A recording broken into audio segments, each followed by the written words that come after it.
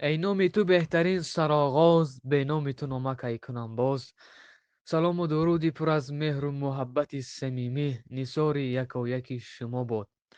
مهمانان عالی قدر، پدر و مادران ارجمند، شوهروس نازنین، مطربان خوش آواز و همه باشندگان بزم امروزه.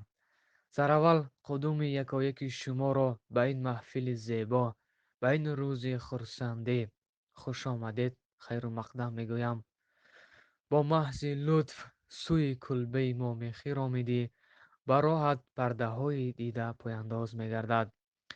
بعدا از این فرصت مناسب استفاده برده، شو عروسی نازنین بزم امروزه را به این روز خرسندیشون تبریک و مبارکباد گفته، از درگاه یزدان پاک به این دو نوجوان تنصیحاتی و خانوادی عمر درازی پربرکت، چه آرزوهای نیکی که در دل خیش دارند بگذار جامعه عمل پوشد. و بار دیگر یکایک شما مهمانان عزیز را از نام صاحب جشنان مبارکباد میگویم و سخن نوبتی را به یکی از سرایندگان خوشآواز، حافظ جوان، مرحمت بر روی صحنه میخوانیم